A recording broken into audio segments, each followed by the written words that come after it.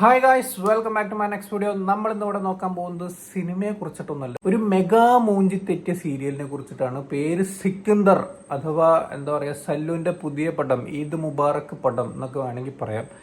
എന്തുട്ട് കാട്ടവരാതാണ് എടുത്തു വെച്ചിരിക്കണമെന്ന് എന്ത് എനിക്കൊന്നും പറയാൻ പറ്റുന്നില്ല.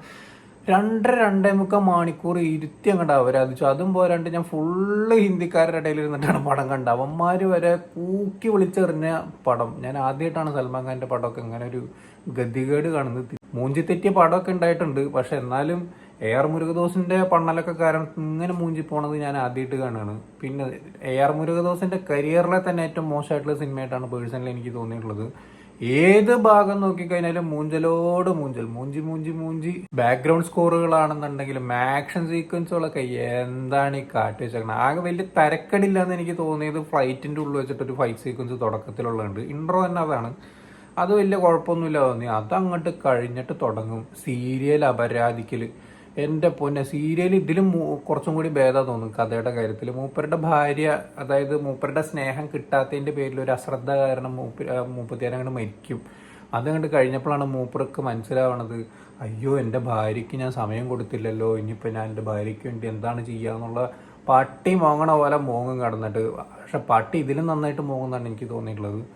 ഒരു അപരാധിക്കൽ എന്ന് പറഞ്ഞു കഴിഞ്ഞാൽ അത് കഴിഞ്ഞിട്ടുണ്ട്. ഇതാ കിടക്കണം, ഡോക്ടർ പറയും മൂപ്പത്തിയാര് മരിച്ചതിൻ്റെ പേരിൽ കുറേ ലങ്സും കണ്ണൊക്കെ മൂപ്പത്തിയാര് ഡൊണേറ്റ് ചെയ്യാന്ന് പറഞ്ഞിട്ടുണ്ട്. സോ ഡൊണേറ്റ് ചെയ്യാന്നൊക്കെ പറഞ്ഞിട്ട് ആർക്കൊക്കെ 3 പേർക്ക് ഈ സംഭവങ്ങൾ കണ്ണ്, ലങ്സ്, ഹൃദയം, ഈ 3 സാധനങ്ങൾ അങ്ങോട്ട് കൊടുക്കും. അപ്പം പിന്നെ അതിൽ കൂടെയാണല്ലോ ആളുടെ ഭാര്യ ജീവിക്കുന്നത്.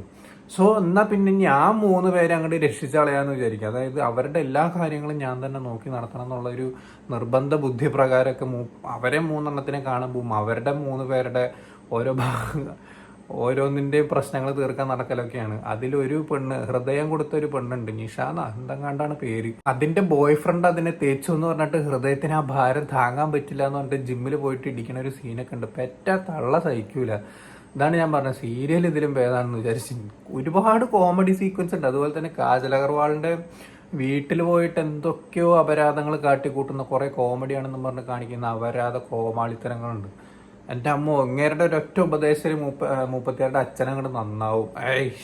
ഇതൊക്കെ കാണുമ്പോണ്ടല്ലോ എടുത്ത് തൂക്കി എറിയാൻ തോന്നും. അതുപോലത്തെ കാട്ടപരാധങ്ങളാണ് എല്ലാവരും അഭിനയിച്ച എല്ലാ ഐറ്റങ്ങളും കണക്കാക്കുന്നത്. അത് AR മുരുകദോസ് തന്നെയാണോ ഈ പടം ഡയറക്റ്റ് ചെയ്ത സംശയമുണ്ട്. വെറും പേര് മാത്രമേ ഉള്ളൂ തോന്നുന്നുണ്ട്. പിന്നെ അതുപോലെ തന്നെ കത്തി സീക്വൻസുകൾ അറിയാലോ, ട്രെയിലർ കണ്ടപ്പോൾ തന്നെ മനസ്സിലായിണ്ടാവും.